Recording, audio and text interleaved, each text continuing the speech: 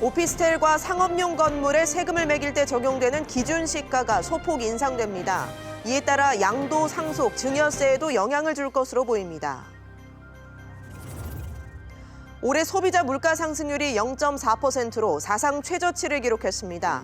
IMF 외환 위기와 메르스 사태로 경기가 크게 위축됐던 시기보다 낮은 수준입니다. 올해 주식시장에서 외국인 투자자가 많이 산 주식은 올랐지만 개미로 불리는 개인이 주로 매입한 종목은 하락했습니다. 외국인이 가장 많이 산 종목은 삼성전자로 연초보다 40% 넘게 올랐습니다. 새해인 내일부터 최저임금 8,590원이 적용되고 중소기업에서도 주 52시간제가 시행됩니다. 새해 달라지는 정책들 짚어봅니다.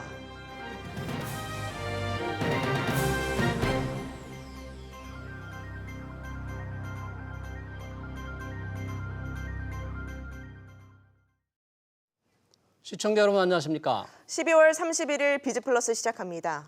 오피스텔과 상업용 건물의 과세 기준이 되는 기준시가가 공개됐습니다.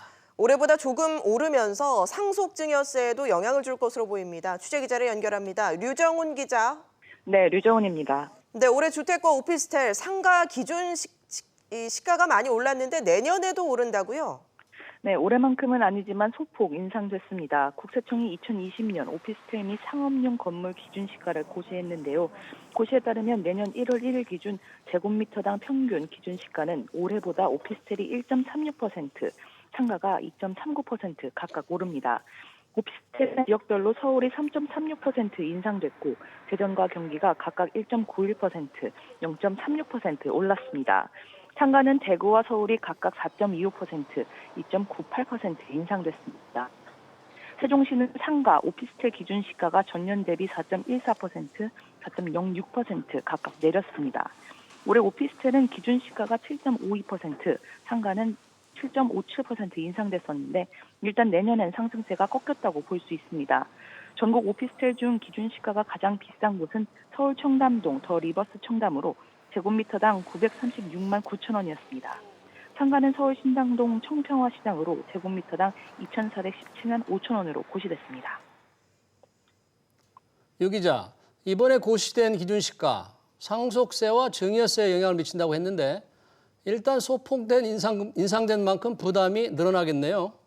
네, 기준시가는 양도소득세를 산정할 때 취득 당시 실거래가를 확인할 수 없거나 상속증여 개시일, 현재 상속증여 재산시가를 알 수 없을 때 활용합니다. 물론 취득세, 재산세, 종부세와는 무관합니다. 강남구 청담동 547제곱미터 규모의 오피스텔을 성인 자녀에게 증여한다고 가정할 경우 기준시가 평가 금액은 올해 43억 원에서 내년 46억 원으로 인상됐는데요. 이 경우 증여세 부담은 올해 16억 4천만 원에서 내년 17억 7,600여만 원으로 대략 8% 정도가 늘어납니다. 열람은 국세청 홈택스에서 할 수 있고 기준시가에 이의가 있으면 의견을 인터넷으로 내거나 서식을 내려받아 관할 세무서에 제출할 수 있습니다. 의견 제출은 내년 1월 31일까지 가능합니다. SBS CNBC 류정훈입니다. 올해 소비자 물가 상승률이 0.4%로 사상 최저치를 기록했습니다. IMF 외환위기와 메르스 사태로 경기가 위축됐던 시기보다 낮은 수준입니다. 취재기자 연결합니다. 윤지혜 기자, 올해 물가 상승률이 1965년 통계를 내기 시작한 이후 가장 낮았다고요? 네, 그렇습니다. 통계청에 따르면 올해 소비자 물가는 1년 전보다 0.4% 상승하는 데 그쳤습니다. 연간 물가가 0%대가 된 거는 1999년 IMF 외환위기 직후 0.8%, 메르스 사태 직후인 2015년 0.7%를 기록한 때였는데요.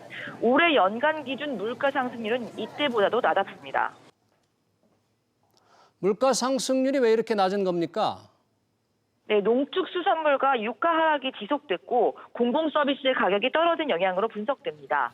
올해 농축수산물과 석유류 물가 상승률은 각각 지난해보다 1.7%, 5.7% 하락했습니다. 계절적과 일시적인 요인에 의한 충격을 제거하고 물가의 장기 추세와 내수 경기를 가늠케 하는 근원 물가 지수도 0.9% 상승하는 데 그쳤는데요. 통계청은 수요 측 상승 압력이 크지 않았고 무상교육 등 정부 정책 확대로 상승률이 둔화됐다고 덧붙였습니다. 네, 상황이 이렇다 보니까 경제 전반적으로 상품과 서비스 가격이 떨어지는 디플레이션 우려가 나오지 않겠습니까? 하지만 통계청은 디플레이션은 지금으로서는 크게 우려하고 있지 않다고 강조했습니다. 최근 3개월 동안 소비자 물가 상승률이 지난 9월 마이너스 0.4%에서 이번 달엔 0.7%까지 상승폭을 확대하고 있는데요. 이에 따라서 올해 하락 요인에 대한 기저효과가 사라지고 나면 내년에는 올해보다 물가 상승률이 더 높을 것이라는 설명입니다. SBS CNBC 윤지혜입니다. 정부가 대우건설과 포스코건설 등 안전관리가 소홀한 업체 1,400여 곳의 명단을 공개했습니다. 취재기자 연결합니다. 정광윤 기자, 안전관리가 소홀한 업체들, 주로 건설사들이 명단에 올랐다고요? 네, 고용노동부는 지난해 기준으로 산업재해가 많이 발생하는 등 산업안전보건법을 위반한 사업장 1,420곳의 명단을 공개했는데요. 산업재해율이 업계 평균보다 높은 중대재해 발생 사업장이 671곳에 달했습니다. 대우건설과 포스코건설, 현대산업개발 등이 이름을 올렸는데요. 연간 사망자 수가 2명 이상인 사업장도 대우조선해양과 현대중공업 등 20곳에 달했습니다. 노동자 10,000명당 사고 사망자 비율인 사망 만인율이 업계 평균보다 높은 곳은 코오롱글로벌과 효성중공업 등 643곳이었는데요. 시공능력 평가 100위권 건설업체 가운데 대우건설과 GS건설, 포스코건설 등 17개 기업은 3년 연속 공표 대상에 포함됐습니다. 산재를 은폐했다가 적발된 것도 있었다고요? 네, KMS와 포트엘 등 7개 업체는 올해 처음으로 산재 은폐 사업장에 이름을 올렸는데요. 한국철도공사를 비롯한 73개 업체는 최근 3년 동안 2회 이상 산업재해가 발생했지만 보고하지 않은 것으로 나타났습니다. 고용부는 이번에 공표 대상이 된 사업장과 임원에 대해 향후 3년간 각종 정부 포상을 제한할 방침인데요. 지방고용노동청 주관으로 최고 경영자 안전교육도 실시하겠다고 밝혔습니다. SBS CNBC 정광윤입니다. 연말 연시 때마다 증권사들은 새해 주식시장 전망을 내놓습니다. 그런데 뚜껑을 열어보면 예측이 크게 빗나가는 일이 다반사입니다. 올해 증시 전망의 적중률은 어땠을까요? 안지혜 기자가 따져봤습니다. 혹시나 했지만 역시나 증권가 증시 전망은 올해도 신통치 않았습니다. 지난해 말 국내 10개 증권사가 전망한 올해 코스피 최하단은 1,850포인트, 최상단은 2,550포인트였습니다. 하지만 실제 지수는 1,909에서 2,248포인트 사이에 머물렀습니다. 그나마 대신증권의 적중률이 가장 높았고 반대로 교보증권의 오차가 가장 컸습니다. 대다수 증권사들은 특히 고점 예상치를 크게 빗나갔습니다. 예측이 크게 벗어난 데 대해서 전문가들은 전망치 자체의 특성을 원인으로 꼽습니다. 대부분 글로벌 경제나 혹은 국내 경제 성장률에 기반해서 증시 전망을 하게 됩니다. 그렇기 때문에 조금 낙관적인 시나리오를 가정해서 증시 전망을 내는 경우들이 대부분이라고 볼 수가 있고요. 보수적인 전망을 내는 증권사의 자료가 이런 부분들이 오히려 조금 더 현실에 가까울 수 있습니다. 증권사들이 내놓은 내년 평균 코스피 전망은 1958에서 2411포인트 사이. 투자 낭패를 피하려면 큰 틀의 방향성만 참고할 필요가 있습니다. 또 미중 무역 분쟁이나 일본 수출 규제 등 변수가 도사리고 있는 만큼 증권사들이 연중 추가로 내놓는 수정 전망치를 살펴보는 것도 방법입니다. SBS CNBC 안지혜입니다. 올해 주식시장에서 외국인 투자자와 개인 투자자의 희비가 엇갈렸습니다. 외국인이 많이 투자한 종목은 큰 수익을 거둔 반면 개인이 주로 산 종목은 손실이 더 컸습니다. 오정인 기자가 보도합니다. 지난 1년 동안 외국인 투자자들이 가장 많이 산 종목은 삼성전자였습니다. 삼성전자 주가는 올해 초 38,700원이었는데 어제 55,800원으로 거래를 마쳤습니다. 1년 사이 44.19%나 오른 겁니다. 두 번째로 많이 산 SK하이닉스는 무려 55.54%의 상승률을 기록했습니다. 이처럼 외국인 투자자가 사들인 상위 10개 종목 가운데 8개 종목이 플러스 수익률을 보였습니다. 그러나 개인 투자자들의 성적은 저조했습니다. 개인이 지난 1년간 사들인 상위 10개 종목 가운데 주가가 오른 종목은 단 한 개도 없었습니다. 개인 투자자들이 가장 많이 산 종목은 KTNG와 SK텔레콤이었는데 각각 7.59%, 11.69% 하락했습니다. 또 이 가운데 이마트 등 일부 종목은 주가 하락폭이 30%가 넘기도 했습니다. 특히 개인 투자자들은 외국인들이 가장 많이 순매수한 삼성전자와 SK하이닉스, 카카오를 순매도했습니다. 외국인 투자자들의 선택과 정반대였습니다. 유통되는 주식에서 외국인 차지하는 비중이 워낙 높아서 가격을 거의 외국인들이 주도하고 있고요. 거기에 뒤따라가는 것이 이제 개인 투자자들이기 때문에 피해를 볼 수밖에 없는 상황입니다. 개인 투자자들의 경우에는 투자 역량이 상대적으로 부족한 부분이 있고요.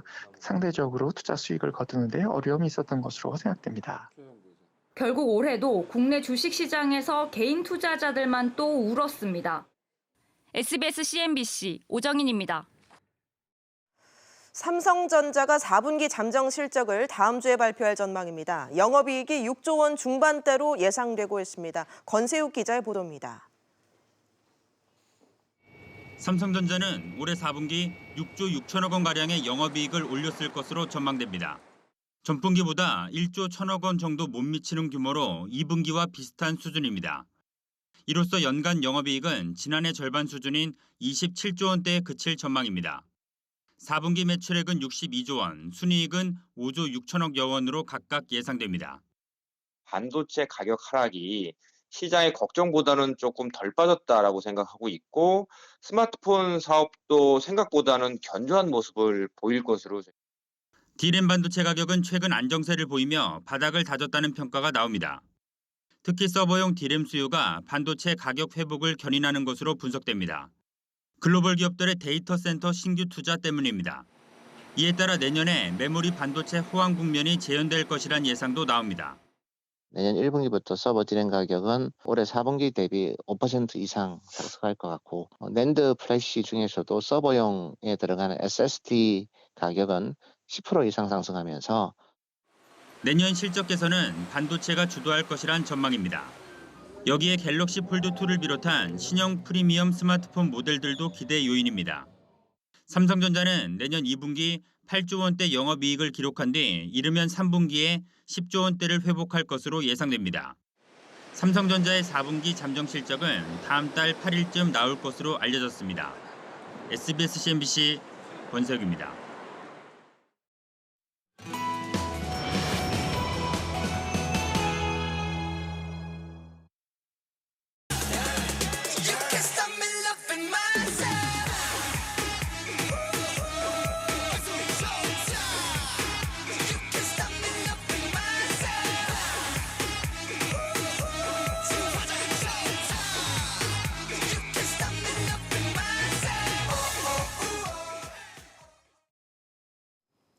네, 시청자 여러분, 방금 들으신 곡 익숙하시죠? 네, 세계적인 사랑을 받은 방탄소년단의 아이돌이라는 노래입니다. 방탄소년단은 한국어로 된 다양한 가사와 전통 부화까지 선보이며 세계 시장에 우뚝 자리했습니다. K-컨텐츠의 열풍, 비단 방탄소년단의 얘기만은 아닙니다. 칸이 황금 종려상을 거머쥔 영화 기생충부터 펭수까지. 오늘 집중진단에서는 올 한 해 세계 시장을 사로잡은 K-컨텐츠의 경제 효과에 대해서 자세히 살펴보겠습니다. 정철진 경제평론가 자리하셨습니다. 평론가님 어서 오십시오. 네, 안녕하십니까. 네, 아이돌 노래 잘 들으셨죠? 네, 네. 종종 듣습니다. 네. 네. 자, 방탄소년단 21세기 비틀스라고 해도 괜찮은데 네. 인기가 최근 들어서 폭발하고 있기 때문에 네. 우리 시청자 어느 정도 알지만 정말 어느 정도인지 새로운 소식 같은 거 없습니까? 일단 월드 투어를 말씀을 드리면은요. 네. 이번 올해 월드 투어 같은 경우에는 20개 도시에서 네. 거의 100만 명 이상의 이제 관객을 끌었거든요. 네. 세계 투어 공연이라는 것은 정말 세계적으로도 탑 아티스트 정도만이 할 수 있는 그런 겁니다. 네. 아예 우리가 공연 자체라는 것도 굉장히 힘든 영역 아닙니까? 네. 그리고 이제 또 하나가 네. 이제 우리 연말에서 연초로 넘어가면 1월 1일이면 뉴욕의 타임스퀘어 있지 않습니까? 그렇죠. 세계인이 집중하죠. 거기에서 네. 크리스탈 드롭, 혹은 볼드롭이라고 하는데 네. 크리스탈 공 떨어뜨린 이제 그런 행사가 타임스퀘어 있는데 한복판에서 떨어지는 거죠? 떨어지는 거죠. 이제 네. 거기에 이번에 BTS가 가게 되는데요. 네. 함께 볼 떨어뜨릴 때 옆에 있는 이제 아티스트들 보면은 네. 포스트 멀런, 또 약간 락커의 전설이라고 할 수 있는 엘라니스 모리셋 이런 이제 팝 아티스트와 함께 네. 이번에 그 크리스탈 볼드롭에 함께 참여하게 되는데 네. 그 행사 같은 경우에는 거의 2,500만 명. 요즘에 TV 안 본다고 해도 1월 1일에 다 보게 됩니다. 그렇죠. 타임스퀘어에서 하는 것들. 네. 거기에서 중앙의 자리를 차지할 정도로 이제는 세계적인 위상에 올랐다. 뭐 올 한해 돌아보면 빌보드, 뭐 영국 차트 거의 다 뭐 휩쓸었던 것을 알 수가 있겠고요. 네네. 또 하나 이번 2020년 아닙니까? 네네. 2020년에서 뉴욕 한복판에서 저런 행사의 중심이 된다는 거는 이게 데케이드, 10년 단위로가 굉장히 의미가 있거든요. 10년에 한 첫 해의 첫날 첫날 멀드롭이니까요. 들어지는 예, 거죠. 그렇습니다. 그런데 그날 이제 세계의 이목이 집중되는데 네. 혹시 한국에서 그걸 보려면 네. 뭐 어떻게 해야 될까요? 뭐 제가 보기 1월 유튜브라든가 아마 그 네. 생방하는 데들이 굉장히 많이 있을 겁니다. 네, 그래서 네. 우리 같은 경우에 아마 충분히 다 볼 수가 있을 거예요. 아, 그렇죠. 네. 그러니까 그 시작 12월 31일 네. 카운트다운을 하기에 앞서서 이제 공연을 하잖아요. 네. 말씀하신 대로 샘 헌트, 네. 또 포스트 몰론, 네. 우리 이제 BTS가 나오는데 네. 여러 방송국에서 하는데 ABC 방송에서만 볼 수 있다고 하던데 그걸 네. 보려면 네. abc.com으로 가든지 뭐 앱을 깔아야 되겠네요. 네, 그래도 되고 네. 아마도 여러 루트로 볼 수는 있을 겁니다. 네, 저도 그 시간을 기대하고 알겠습니다. 있겠습니다. 네. 자, 아까 방금 말씀하셨을 때 20개 도시를 돌았고 네. 그게 한 전 세계 13개 나라인데 네, 그 과정에서 뭐 대단한 팬들을 모았잖아요. 그렇습니다. 마지막에 이제 10월 달에는 한국에서 사흘 동안 했지 않습니까? 네.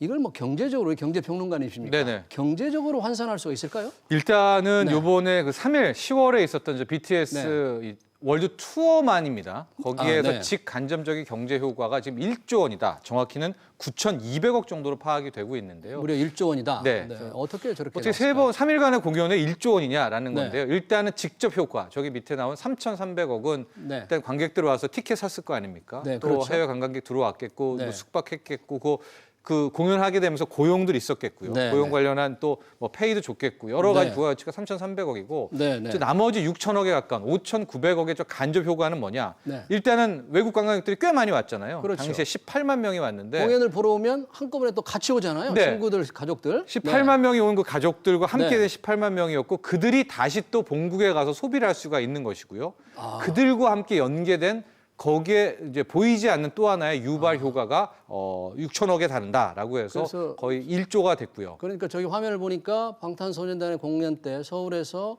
사흘에 18만 7천 명이 왔고 네. 평창 올림픽에는 28만 명인데 사실 평창 올림픽은 홍보비를 엄청 썼어요. 그렇죠. 우리 정부가. 예. 그런 거에 비하면 대단한 거 아닙니까? 18명 같은 경우 네. 18만 명은요. 특히 이제 방탄소년단 콘서트 티켓은 아마 자녀만 있는 경우가 많을 거예요. 네, 네. 근데 미성년 같은 경우에는 해외 부모들도 함께 와야 될 거 아니겠습니까? 지금 화면은 웸블리 스테디움입니다. 네. 영국식. 예, 영국에서 지난 했을 6월 때였었고요. 1일 예. 생중계할 때그 하고 장면이에요. 저건 또 무슨 장면이냐면 네. 그 공연에 티켓만 있는 친구들만 들어가지 않고 네. 저렇게 팬덤들이 밖에서도 네. 함께 합니다. 그러니까 네. 요번에 18만 명 입국 같은 경우에는 티켓을 못 구했다 하더라도 네. 함께 왔던 거죠. 아, 네. 지금 웸블리 스타디움 앞에서 팬들이 지금 춤을 추고 노래하는 장면인데. 네, 그렇습니다. 네.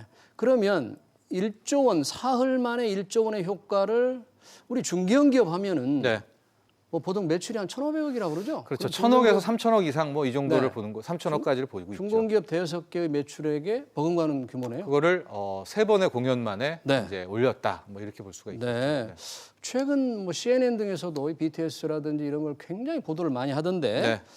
그쪽에서 뭐 이 경제 효과, 전체적인 경제 효과를 인용을 했어요. 우리 국내 연구원이 발표한 그렇습니다. 거를요. 예, CNN에서 소식도 좀 특집 전해주실까요? 기사를 냈었는데요. 네. 지난주에 이제 그때 당시에 K컬처였었고 네. K컬처 중에서 K팝 그 중에서 네. BTS를 굉장히 집중적으로 이제 다뤘었는데요. 네. 당시에 인용했던 것이 우리 네. 현대경제연구원 있지 않습니까? 아, 현대경제연구원이 추정했던 BTS의 경제적 가치. 를 이제 인용을 했었었는데요. 네. 당시에 보면은 BTS가 2013년에 이제 데뷔를 해서 본격적으로 활동을 했는데 그렇죠. 현재 인기가 2023년까지 유지된다면 그러니까 10년간의 활동을 이제 가정을 한 데뷔한 겁니다. 후부터 2023년까지 10년간의 경제 효과. 예, 네. 그럴 경우에 이제 무려 56조 원의 경제, 직접적, 간접적, 그다음에 실제 생산 유발 효과, 나아가서 부가가치, 연간 효과까지 다 포함해서 네. 거의 연 5조 원 정도를 일으키고 네. 있다라고 해서 이제 네. 56조 원이었었고요. 네, 네. CNN을 대단하네요. 네. 네. 고스란히 이제 반영을 했었습니다. 네.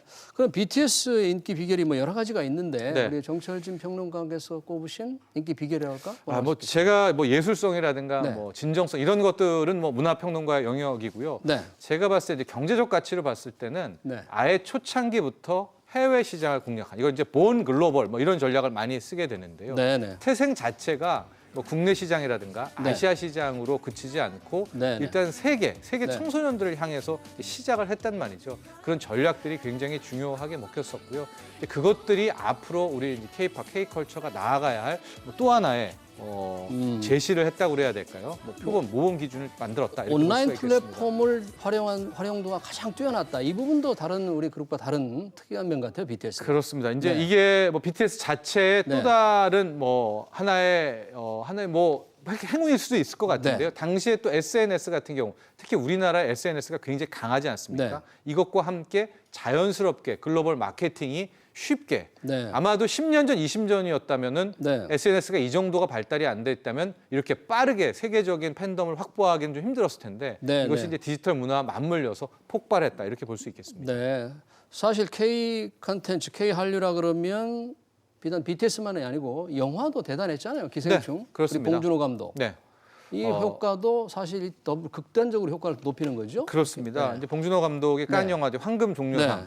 이 황금 종려상은요, 우리가 막 상식 시험 공부할 때 그냥 네. 외웠던 네. 저게 우리나라 한국 영화가 네. 90년대만 해도 저게 수상을 할 줄 몰랐었는데 네. 지금 깐뿐만이 아니라 내년 2월에 있을 아카데미에서도 네. 거의 수상 가능성이 매우 높다라고 하는데요. 아, 당시에 아카데미. 이제 프랑스와 저 유럽 영화 이 산업계에서 어떤 이야기를 했냐면 네. 이것은 봉준호 감독을 향한 상이기도 하지만 네. 그동안 한국 영화, 네. 한국 영화 산업에 대한 하나의 평가다라는 얘기도 했거든요. 네, 그러니까 그만큼 K-컬처에서 K-팝 말고 네. K-무비도 굉장한 수준에 올랐다. 이게 하나의 기생충으로 표출이 된 겁니다. 타임지가 선정한 올해 영화의 탑 10에도 기생충이 들어갔더라고요. 네, 그렇습니다. 네.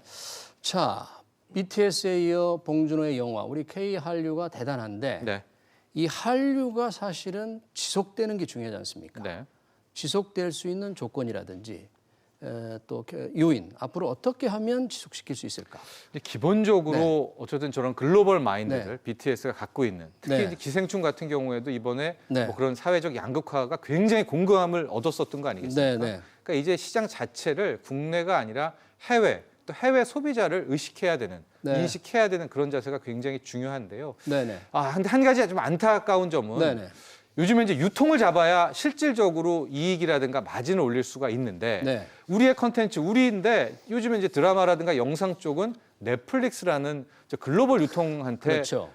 상당 부분의 수익을 네. 넘겨주고 있는 이제 그런 아쉬움이 있습니다. 네. 그래서 우리 자체의 저 OTT 서비스를 네. 좀 빨리 키워야 되는 그런 아쉬운 점도 있습니다. 네. 그런데 일부에서는 BTS가 이번에 대중문화가 이 병역 대체복무에서 적용이 안 돼가지고 군대에 갈지 모른다는 걱정이 있던데 네. 어떻게 될까요 내년에? 네, 지켜봐야 되겠죠. 네. 상당히 걱정이 되는 팬들이 걱정이 좀 많습니다. 네.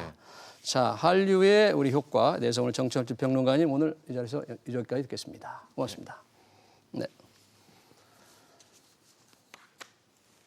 네, 이제 몇 시간 후면 2020년입니다. 경자년을 맞이하면서 집중진단에서 모르면 손해볼 새 달라지는 제도를 준비해봤습니다. 관련 내용 우리 서지용 상명대 경영학부 교수와 얘기 나누도록 하겠습니다. 서 교수님 어서 오십시오. 안녕하세요. 네, 이제 한 해가 몇 시간 남지 않았어요. 예, 그렇습니다. 그렇죠? 서 교수님도 여러 가지 일이 있었을 텐데 예. 올해 가장 뭐 기억이 나는 경제 이슈랄까? 예. 이런 걸 뭐 짧게 좀 평가해 주시죠. 일단 글로벌 이슈가 좀 네. 중점이 됐던 것 같습니다. 네. 미중 무역 갈등, 그다음에 일본과의 수출 규제 때문에 우리나라 수출이 상당히 이제 감소했었죠. 그렇죠. 지난 12월부터 해서 줄곧 감소세가 이어지면서 뭐 10월에서하고 11월 사이에서도 네. 한 14% 이상씩 감소가 되고 있고요. 아. 그다음에 지금 12월도 아마 감소세는 조금 둔화될 상황이지만은 네. 어쨌든 지속될 가능성이 있고요. 네네. 정부에서는 내년부터 좋아진다고 하는데 어쨌든 좀 불안 요인이 있어서 좋아지길 내년부터는 기대해보고요. 네, 네. 좋아지길 기대합니다. 네. 그다음에 이제 국내 이슈 중에서 이제 DLF 사태에 대한 그 금융 피해가 이제 확산이 되고 DLF 있는데요. 파생 상품 손해. 예. 특히 이제 키코 사태 이후로 오랜 기간 네. 동안 이제 금융 소비자에 대한 피해 문제가 발생돼가지고 네. 사회적으로 어떤 갈등이 있었습니다. 금융기관하고 소비자들하고. 네네. 이제 이런 문제가 이제 원만하게 좀 해결되는 위해서는 이제 금융기관의 불안전 판매 이런 네. 것들이 조속히 이제 금융 그 감독 당국에서 규제를 네. 좀 강화해야 될 필요가 있을 것 같고요. 네네. 또 국내적으로 이제 노동 이슈도 상당히 이제 그게 그 이슈가 논쟁이 중점적인 많았죠. 쟁점화 네. 사항이 되고 있죠. 네. 최근에 이제 그 최저임금 인상, 그다음에 주 52시간제 네. 도입, 요게 이제 주요 쟁점 사항인데요. 네. 내년에 이제 전격 시행될 가능성이 있습니다. 주 52시간 근무제 같은 경우는 일단 그 50인 이상, 네. 그다음에 299인 명, 이하, 중소명. 네. 예, 그 그 작업장에 이제 적용이 돼가지고 네. 내년부터 시행이 될 것 같고 1년 동안 그 계도 기간을 둔다고 그래요. 중소기업들을 그러니까 1년간은 위해서. 지키지 않아도 예. 크게 처벌하지 않는 거죠. 예, 그런 준비 기간. 것들이 네. 있을 것 같습니다. 네. 어쨌든 올해 이제 최저임금이 내년도에 240원, 즉 2.9% 정도 올라가지고 올해보다 2.9% 올라서 240원 올라서 8,590원으로 네. 지금 확정이 됐고 네. 거기에 이제 중소기업들 적용됐을 때 네. 적지 않은 또 논쟁이 있을 것 같습니다. 그러니까 내년엔 2.9% 오르지만 저 화면을 보니까 2019년, 18년 두 해 동안은 굉장히 많이 올랐어요. 예. 합해서 거의 27% 이상 오른 것 같은데 예, 이제 내년엔 조금 오르지만 이제 좀 상승률이 좀 둔화되는 거죠. 예, 정부하고 네. 여당이 중소기업이나 자영업자들이 어렵다는 그런 의견들을 많이 반영한 네, 결과인 네. 것 같고요. 네, 네. 이미 이제 그 올해 2.9% 오른 내년에 오르는 거는 역대 최저치라고 합니다. 세 네. 번째로 낮은 수치라고 하는데 네, 네. 뭐 금융위기나 외환위기 이후에 상당히 낮은 수치라고는 하지만 네, 그럼에도 불구하고 절대 수준이 이제 올라가고 상당히 있고요. 올랐기 때문에 상당히 이제 중소기업들이나 자영업자들 같은 경우 부담이 될 것 같고 네. 생산성 향상이 이루어지지 않은 상황에서 인건비가 올라갈 경우에 네. 중소기업들의 어떤 부담은 상당히 이제 커질 가능성이 있고요. 그렇죠. 그러니까 정부 입장에서도 뭐 문 대통령께서 최저임금 10,000원을 이제 공약으로 제시하신 바 있잖아요. 근데 지키기가 좀 어렵다 뭐 이런 말씀을 현실적으로 하셨죠? 좀 어렵다고 네. 얘기도 하셨는데 네. 그럼에도 불구하고 자꾸 이제 정부 입장에서는 10,000원에 가까운 수준으로 네. 올라가다 보니까 네, 네. 이제 기업 입장에서는 상당히 어떤 그 비용 부담이 되는 건 사실인 것 같습니다. 네. 자, 우리 최저임금 52시간 알아봤고요. 우리 금융 쪽도 많은 변화가 있다 그래요, 내년에. 예. 금융 쪽에 가장 주목되는 변화는 뭐라고 얘기할 수 있습니까? 일단 그 생산성 금융을 네. 지원을 강화하는 정부의 어떤 의지가 있는 것 같습니다. 아, 네네. 생산성 금융이라고 하는 게 이제 그 소비자들 이제 가게에 지원해주는 대출보다는 네. 기업들한테 대출해주는 그런 대출을 좀 확대하겠다. 기업 지원을 예. 좀 늘리겠다. 그런 이제 규제가 나온 거에 그 사례를 보게 되면 예대율 규제라고 있습니다. 예대율. 네. 네. 그러니까 은행이 예금을 받아가지고 대출로 운영하는 데 있어서 네. 100% 이내로 이제 운영하게끔 하는 거죠. 그러니까 예금 대비 대출 규모가 이제 작아야 된다는 얘기죠. 네. 이제 그게 이제 실질적으로 운영하는데 좀 네. 차질이 생길 수 있는데요. 네, 네. 실제로 이제 기업 대출 인센티브를 부여하기 위해서 네. 법인 대출에는 기존에 이제 그 대출에 법인 대출 나가는 거에 대한 그 예대율 산정하는 그 계산에서 그 100%를 85%로 인정을 하고요. 네. 가계 대출 같은 경우는 100% 인정하는 거를 115%로 아. 이제 가중치를 둬가지고 그러면 이제 기업 대출은 조금 늘어날 수 있고 개인 대출은 줄수 줄어드는 있고. 거죠. 네. 그런 게 하나 인센티브가 있던 것 그렇군요. 같고요. 네네. 그다음에 신규 설비 투자 촉진에 대한 금융 지원이 있는 것 같습니다. 네, 경기가 좀 어려우니까 그런 예. 경제 활력을 높이기 위해서 그런 지원을 늘리겠다 뭐 그런 거군요. 이게 그 정부가 이제 한 4조 5천억 정도를 네네. 투자해가지고 네. 중소기업에게 이제 한 금리 1.5% 저리로 네네. 한 15년간 이제 지원해주는 그게 이제 생산성 금융 쪽에 나와 있는 부분이 되는 네. 거고요. 그다음에 하나 또 주목할 만한 항목이 이제 핀테크 활성화입니다. 핀테크. 네. 예, 핀테크 쪽인데요. 일단 뭐 많은 분들 알고 계시지만 오픈 뱅킹이 내년부터 이제 네. 본격화될 가능성이 있습니다. 네네. 그러니까 하나의 금융 앱으로 18개 은행의 어떤 그 금융 잔고라든지 네. 이체 서비스가 가능한 그런 서비스죠. 네, 상당히 편리해지겠네요. 예, 네. 그런 게 이제 있고요. 그다음에 이제 두 번째는 이제 그 P2P 금융업이 제도권으로 이제 도입이 됐습니다. 개인과 개인 간의 대출. 예, 네. P2P 금융업이 약간 유사금융 쪽으로 인식이 되어 왔는데 그렇죠. 내년부터는 이제 그 온라인 투자 연계 금융업법이라는 법이 이제 발효가 되면서 네. 제도권에 이제 도입이 됐고 네. 그러다 보면은 이제 그 이런 그 영업을 할 수 있는 진입 규제가 이제 명문화가 됐고요, 법제화가 됐고 좀 P2P를 활성화시킨다는 예, 그런 건가요? 활성화시키는 거죠. 그다음에 영업행위에 대한 규제나 소비자 보호 차원에서 어떤 네. 어떤 제도도 마련이 됐고요. 한 가지 네. 더는 이제 핀테크 혁신 펀드라 그래가지고 네. 4년 동안에 이제 핀테크 기업에 대해서 한 3천억 정도 네. 투자하는 그런 그 내용도 이제 그 발표가 재정으로 됐어요. 투자 정부가 이제 돈을 넣어서 예. 투자하겠다는 거죠. 핀테크 네. 산업을 육성하기 위한 하나의 네. 방법인 것 같습니다. 네, 그런 부분에 이제 정부 지원도 필요한데 규제가 많아서 규제를 좀 완화하는 것부터 좀 했으면 좋겠어요, 정부가. 예, 그렇습니다. 이제 규제 샌드박스라 그래가지고 네. 여러 가지 규제 완화에 대한 조치들이 나오고 있죠. 네. 예, 그렇긴 한데 네, 네. 좀 그 제한적인 부분이 있고요. 네. 금융 쪽의 규제가 사실 좀 형평성에 어긋난다는 또 금융 그 업에서의 또 불만도 있습니다. 그러니까 네네. 이제 핀테크 업체들 같은 경우는 사실 유사금융 업체로서 이 금융업을 하는 데 있어서 여러 가지 그 대손 충당금 규제라든가 네. 네. 건전성 규제에서 조금 이제 비껴 나가 있는데 반해서 네. 모든 이런 그 혜택은 사실 많이 받고 있다. 네. 그럼에도 이제 금융회사들 같은 경우는 그런 어떤 그 충당금 규제라든가 건전성 규제도 받고 있으면서 네. 동일하게 영업해야 되는 게 형평성에 문제 있지 않느냐. 네. 그런 쪽에 또 얘기도 나오고 있기 때문에 네. 사실은 형평성이나 어떤 그 이제 그 이런 핀테크 산업을 육성해야 되는 네. 그런 양쪽에서 정부의 고민이 있을 것 같습니다. 네, 아주 금융 쪽에서 뭔가 모바일, 핀테크 쪽에 많은 변화가 있는데 우리 생활면에서 모바일 얘기가 좀 핀테크 얘기가 나왔는데 뭐 내년부터는 운전면허증을 모바일로 이용할 수 있다고 하던데 예. 그런 변화 서민들한테 좀 편리할 수도 있겠어요? 어떻게 하는 거죠? 그 과학기술정보통신부가 네. 모바일 그 운전면허 확인 서비스라는 거를 이제 제공할 예정입니다. 네, 네. 여긴 뭐냐면요. 기존에 네. 플라스틱 카드 면허증 갖고 계신 분들이요. 네. 이동통신사의 그 본인 인증 서비스를 통해 가지고 네. 모바일을 통해 가지고 이제 운전면허를 이제 신청하고 거예요? 등록하고 그 이제 운전면허에 대해 효력을 받을 수 있게끔 하는 네. 서비스죠. 네. 근데 우리나라 현행 도로교통법에는 모바일을 이용해 가지고 이제 운전면허를 등록하고 신청하는 그런 게 이제 법으로 이제 존재하지 않았거든요. 네. 그러다 보니까 아까 말씀하셨던 규제 샌드박스 차원에서 네. 이런 이제 어떤 편의성을 갖춘 제도가 시행되는 건 좀 주목할 만한 부분인 것 같습니다. 네, 그렇게 되면 이제 운전면허증을 안 가지고 다녀도 되겠네요. 그렇죠. 이제 항상 이제 플라스틱 카드도 갖고 다니면서 혹시나 네. 이제 또 신문을 잊어버릴 받게 수도 됐을 있고. 때 네. 어떻게 해야 되나 불안감이 있었는데 네, 네. 이런 모바일 확인 서비스 통해 가지고 네. 이제 그 소비자들이 상당히 편하게 네. 이제 운전하시는데 도움이 될 것 같습니다. 알겠습니다. 우리 좀 생활과 이제 밀접한 관련된 얘기를 계속 하고 있는데 우리 주택연금 있잖아요. 예.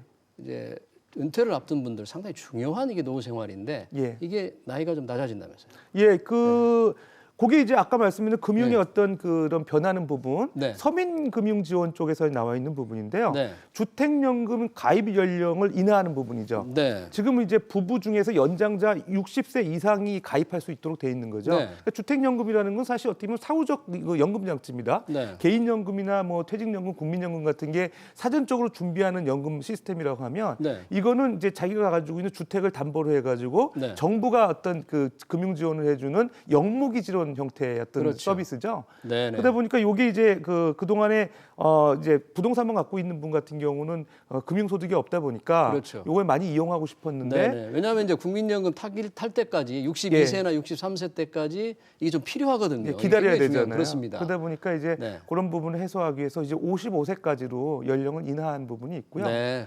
혹시 네. 대상은 주택 대상이 좀 달라졌습니까? 예, 아니면- 그게 이제 네. 그 당초에 그 홍남기 부총리께서 네. 올해 11월 달에 그 경기 활성화 대책에서 네. 발표하시기로는 연령을 5세 정도 인하하고 55세로 낮추고 그다음에 현재 네. 시가 9억 원인 그 주택을 네.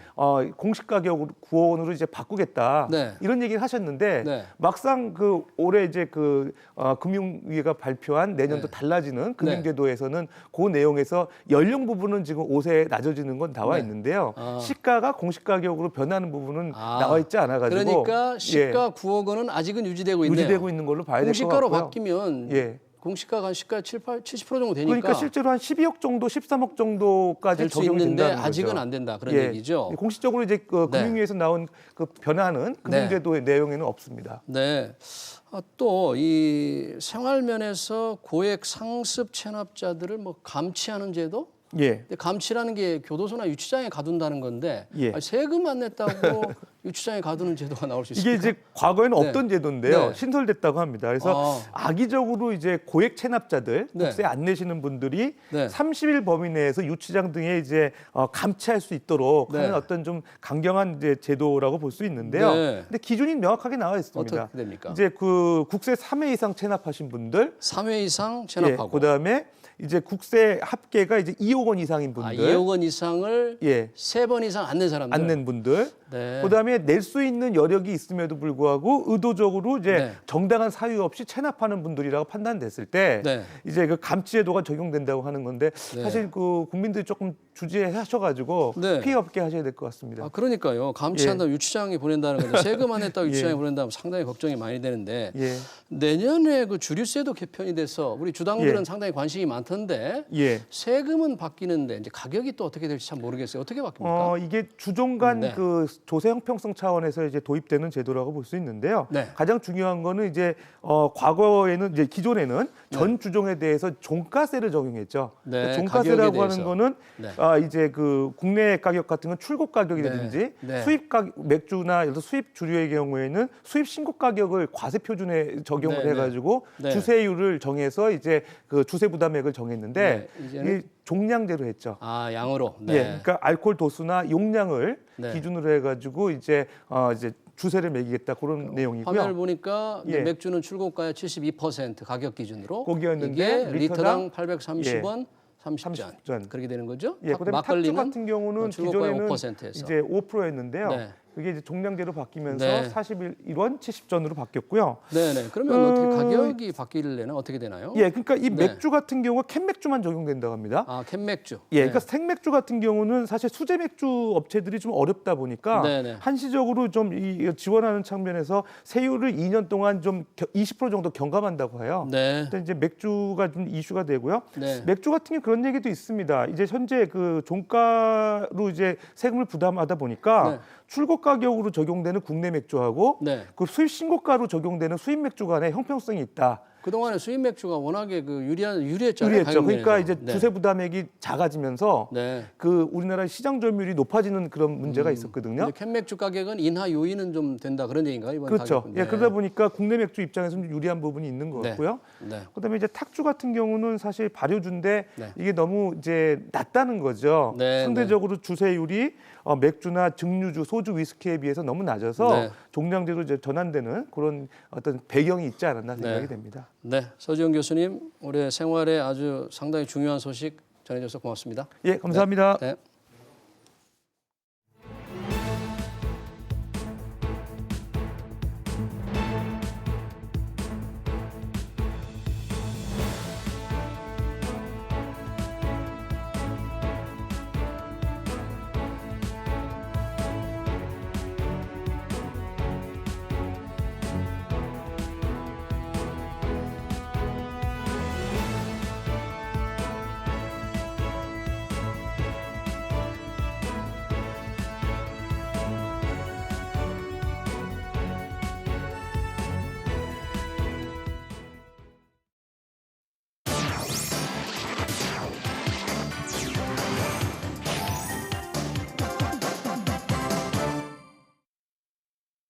취재 기자들과 함께 오늘의 핫 이슈들 체크해 보겠습니다. 먼저 재계로 가봅니다. 어제 CJ를 끝으로 삼성그룹을 제외한 주요 기업들의 연말 인사가 마무리됐습니다. 올해 연말 인사에는 어떤 특징들이 있는지 임종윤 기자와 함께 자세히 알아보겠습니다.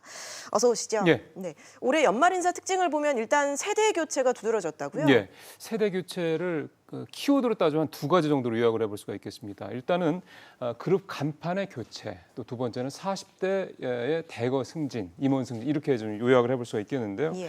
LG그룹부터 좀 얘기를 해보죠. 지금 사진에 보시는 거는 이제 LG전자의 조성진 부회장과 권봉 사장인데 조성진 부회장이 LG 가전의 뭐 어떤 신화적인 존재였는데 용퇴를 하고요. 그 뒷자리를 이제 TV 전문가로 잘 알려진 권봉석 사장이 뒤를 이었습니다. 다음에 GS그룹도 좀 말씀을 드려야 될 텐데요. GS그룹은 LG그룹에서 분리가 된 뒤 15년 동안 이 허창수 회장, 왼쪽에 허창수 회장이 이제 그룹 회장을 맡아왔는데 이번에 허태수 GS 홈쇼핑 부회장으로 그룹 간판이 바뀌게 됐습니다. 새 네. 간판으로 이제 허태수 부회장이 등장을 한 셈이 되고요. 또 하나 특징을 말씀드렸던 게 이제 40대 1970년대생들이 대거 임원 자리에 올랐다라는 게 또 하나의 이제 특징이라고 볼 수가 있겠는데요. LG그룹 같은 경우는 새 임원 승진자 가운데 70%를 1970년생으로 뽑았는데 그 가운데는 무려 올해 34살에 불과한 1980년대생도 둘이나 포함이 됐습니다. 네. 한화그룹도 전체 임원 승진자 74명 가운데 절반이 넘는 42명이 1970년대생이었고요. LS그룹, 대한항공도 40대 임원 승진자가 지난해보다 모두 다 늘었습니다. 네, 임 기자 또 하나 특징을 보면 외부에서 인재를 영입하는 그런 움직임도 활발했던 것 같아요. 그렇습니다. 가장 두드러진 행보를 보이는 것은 GS그룹입니다. GS그룹은 작년에 외부 영입이 한 명도 없었거든요. 근데 올해는 무려 외부 영입이 5명이나 있었습니다. LG그룹도 한국코카콜라 이창엽 대표를 LG생활건강 부사장으로 영입하는 등 14명의 임원을 외부에서 영입을 했고요. SK그룹은 AI 전문가인 에릭 데이비스 글로벌 AI 개발 그룹장을 임원으로 선임을 했고 현대차는 모빌리티 전문가를, 삼성전자는 미국에서 AI 전문가를 임원으로 영입을 했습니다. 4차 산업혁명 기술과 연계해서 신성장 동력을 발굴을 모색하는 그룹들이 외부 영입에 좀 더 적극적이었다, 이런 분석이 나오고 있습니다. 네. 또 임원 승진에서 보면 여성들을 대거 발탁하는 그런 특징도 보였다고요? 예, 점점 느는데 올해 좀 더 두드러졌다고 볼 수가 있겠습니다. 역시 LG그룹이 좀 눈에 띄는 행보로 보이고 있는데 올해 임원 인사에서 지난해보다 2배 이상 많은 11명의 여성 임원들을 발탁을 했습니다. 지금 사진에서 보시는 2명의 여성 임원들은 LG생활건강에서 이번에 상무로 승진된 이제 신미진 상무, 이미란 상무인데 이 두 분은 80대생이어서 30대 상무입니다. 예. 아주 눈에 띄는 부분이죠. 그다음에 SK그룹 같은 경우도 역대 최대인 7명의 여성 임원을 새로 뽑았고요. 현대차, 롯데, 한화그룹도 각각 3명의 여성 임원을 모두 승진 임명을 했습니다. 눈에 띄는 건 이제 포스코인데요. 포스코는 공장장을 지낸 김희 철강생산기술그룹장을 상무로 승진을 시켰습니다. 왼쪽에 보이는 분이죠. 그리고 현대상선도 국적선사 첫 여성 선장의 전경옥 선장을 임명하는 등 여성들의 활약이 그렇게 크게 보이지 않고 있는 이 중무장대 업종에서도 이렇게 여성들의 임원 승진이 잇따르는 모습이 나타났습니다. 예. 그런데 임 기자, 삼성그룹은 아직까지 인사 소식이 없습니다. 그렇죠. 예, 아마 그게 좀 궁금해하시는 분들이 좀 많으실 겁니다. 5대 그룹 중에서도 뭐 유일하게 삼성그룹만 임원 인사가 해를 넘기게 된 셈인데요. 재계에서는 다음 달 17일, 그러니까 1월 17일 날 열리는 이재용 부회장의 파기환송심 4차 공판이 끝난 다음에 한 2월 정도의 임원 인사가 이어지지 않겠냐, 이렇게 예상을 좀 하고 있습니다. 예, 알겠습니다. 임 기자 잘 들었습니다. 올 한 해 부동산 시장은 집값을 잡으려는 정부와 버티려는 시장 간의 치열한 힘겨루기의 연속이었습니다. 이제 관심사는 내년 집값의 향배입니다. 취재기자와 함께 자세한 얘기 알아봅니다. 김정현 기자 나와 있습니다.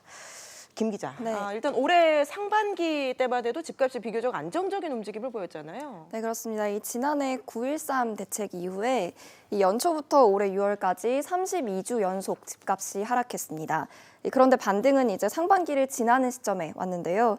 신반포 3차 경남 아파트 재건축 단지인 레미안 원베일리 등 재건축 단지가 밀집한 강남권을 중심으로 집값이 상승 반전하면서 이 서울 집값이 6월 마지막 주부터 이달 넷째 주까지 27주 연속이 상승했습니다. 이를 규제하기 위해서 정부가 내놓은 카드가 민간택지 분양가 상한제인데 이 정부는 재건축 아파트를 중심으로 분양가를 통제하면 자연스럽게 집값이 좀 잡힐 것으로 예상을 했지만 시장은 정부의 기대대로 흘러가지 않았습니다. 이 재건축 단지들이 고분양가를 피하기 위해 후분양 추진, 임대주택 통매각 등 우회로를 찾았는데요. 이 과정에서 상한제 지역 내 새 아파트를 중심으로 또 상한제를 피한 곳을 중심으로 집값이 더 뛰는 모습을 보였습니다. 물론 청약 시장에선 로또 청약 그리고 청약 광풍이 좀 불어닥쳤는데요. 이 주택 공급 없이 규제를 펼 경우 집값 과열을 좀 초래할 수 있다는 점만 보여준 꼴이 됐습니다. 네, 공급 없는 규제가 과열을 불렀다고 했는데 공급 대책이 아예 없었던 건 아니잖아요. 네, 그렇습니다. 이 올 5월에 수도권 주택 30만 가구 공급 방안 등을 통해 이 3기 신도시를 발표하는 등 대규모 택지 개발을 예고했는데요. 나름 정부로선 이 서울의 수요 분산을 꾀했지만 시장은 오히려 서울의 이 똘똘한 집값 한 채 상승으로 응답했습니다. 네, 그래서 정부가 최근에 이 강력하다고 하는 종합적인 이제 대책을 또 내놨는데 내년 집값은 좀 어떻게 움직일까요? 네, 이 정부의 서술에 일단 시장은 좀 숨을 죽이고 있는 상황인데요. 이 12.16 대책 이후 서울 집값 변동률은 0.2%에서 0.1%로 반토막이 났고 이 강남 재건축 아파트를 중심으로 호가를 대폭 낮춘 급매물들이 좀 나오고 있는 상황입니다. 그런데 상황을 보면 상승폭이 줄어들었을 뿐 이 완전히 하락세로 돌아섰다는 점은 감지되고 있지 않습니다. 이 급매물은 나오고 있지만 대세가 하락으로 전환됐다는 이야기도 나오고 있지 않은데요. 오히려 9.13 대책이 7개월 정도 지속된 뒤 약발이 다했던 것처럼 이 12.16 대책 역시 일정 기간이 지나고 난 뒤에 효력이 좀 떨어지지 않겠냐는 전망이 나오는 정도입니다. 이 결과적으로 서울 시내 특히 강남권에 대한 이 획기적인 공급 대책이 마련되지 않은 상황에서 세금 위주 규제 일변도의 대책에는 좀 한계가 있을 것이라는 게 중론입니다. 예, 김 기자 얘기 잘 들었습니다. 양대 노총인 민주노총의 조합원 수가 한국노총의 조합원 수를 처음으로 넘어섰습니다. 민주노총이 창립 23년 만에 제1노총 지위에 오르게 된 건데요. 이에 따라 노사정 관계에 어떤 변화가 있을지 엄하은 기자와 함께 짚어보겠습니다. 엄 기자, 우선 민주노총이 최대의 노총이 됐다고요? 네, 민노총의 조합원 수가 지난 1995년 창립 이후 처음으로 한노총을 추월했습니다. 고용노동부는 지난해 말 기준 민노총 조합원 수가 96만여 명으로 한노총보다 3만 명 더 많다고 밝혔습니다.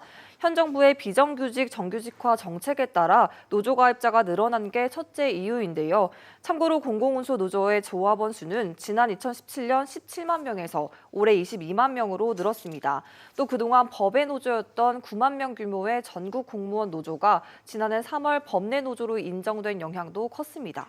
네, 민주노총이 어제 기자간담회를 열어서 정부에 대한 요구 사항들을 얘기했다고 하는데 어떤 얘기들 나왔습니까? 네, 민노총은 산별 교섭 활성화, 정부위원회 참여 비율 재조정 등을 내걸었습니다. 김명환 민주노총 위원장은 현재 경사노위 중심의 대화 구조 대신 산별 노조를 중심으로 노정 협상을 해야 한다고 요구했습니다. 김 위원장은 또 조합원 수에 비례해 위원회 참여 인원 수가 결정된 만큼 이 기준을 바탕으로 위원회 참여 구성도 변화가 있어야 한다고 말했습니다.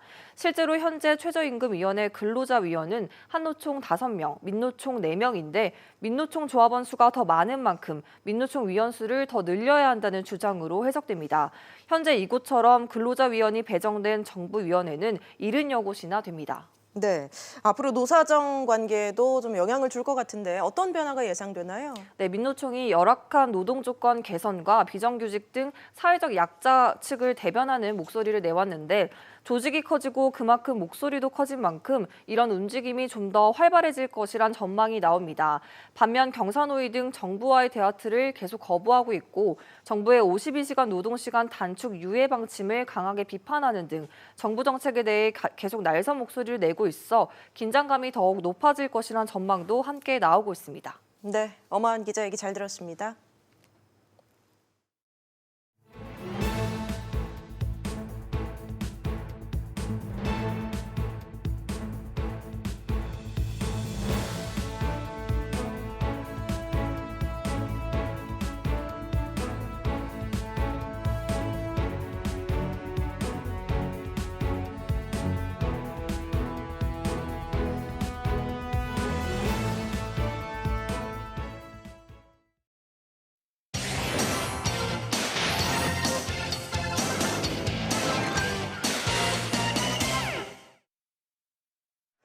기상천외한 상상력이 돋보이는 영화감독 팀 버튼의 작품이 뮤지컬로 만들어졌습니다. 아들에게 위대한 아빠이고 싶은 따뜻한 부성애를 유쾌하게 풀어낸 빅피쉬인데요.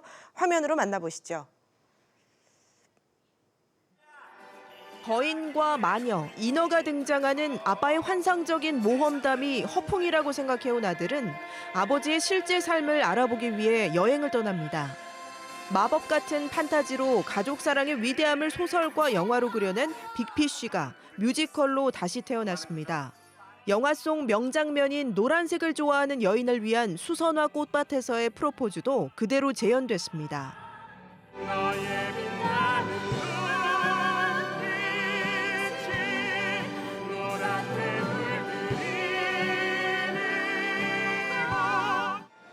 아들에게 큰 물에서 노는 큰 물고기 같은 위대한 사람이고 싶었지만 이제는 아들이 빅피쉬가 되길 바라는 아버지의 부성애를 담았습니다. 저희 아버님이 저하고 좀 많이 닮으셨거든요. 근데 이제 내가 이제 60대, 70대 역을 할 때 아버님 모습 어쩔 수 없이 갖고 온 게 있죠. 저희 아버님이 보셨는데 참 그거 참 묘하더라고. 흔적도 없이 돌연 사라진 의사 로렌스의 행방을 찾기 위해 병원장 그린버그는 그를 마지막으로 목격한 환자 마이클을 찾아갑니다. 코끼리는 포유 중에 임신 기간이 제일 길어요. 무려 22개월. 로렌스가 행방불명됐다. 상상해가요? 엄마 뱃속에서 22개월. 야, 진짜 부럽다. 하지만 알 수 없는 코끼리 얘기만 늘어놓는 마이클과 행방의 단서를 찾으려는 그린버그. 그리고 마이클이 경계하는 수간호사 피터슨까지 세 사람의 치밀한 대화가 돋보이는 연극 엘리펀트 송이 무대에 올랐습니다. 엇갈리는 대화를 관통하는 진실이 뭔지 찾아가는 과정을 통해 감동과 반전이 연출됩니다. 고대인이 쓰던 돌도끼와 칼 등이 현대인이 쓰는 휴대전화와 나란히 전시되어 있습니다. 언뜻 보면 연관성이 없어 보이지만 모두 당대 사람들의 필수품입니다. 보통의 전시회가 시대 순위나 종류별로 나열하는 것과 달리 핀란드의 디자인 역사 만년을 새로운 시각으로 되돌아보는 전시회가 열렸습니다. 핀란드 문화유산부터 현대 산업 제품까지 인간과 사물, 기술이 어떻게 영향을 주고받았는지 살펴볼 수 있습니다.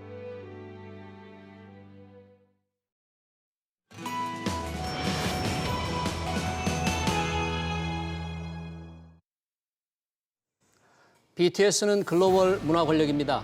동양은 그동안 서양 문화의 일방적 소비자였죠. 이제는 동서양간 쌍방향 소비가 보편화됐습니다. 그 주역이 BTS고 봉준호 감독입니다. 이를 산업계에 비유하면 삼성전자라고 할 수 있겠죠. 새로운 10년이 시작됩니다. BTS급 스타 기업들이 더 많이 생기길 기원합니다. 비즈플러스 오늘 준비한 소식은 여기까지입니다. 저희는 새해 둘째 날인 2일 목요일 오후 5시에 다시 찾아뵙겠습니다. 여러분 새해 복 많이 받으십시오.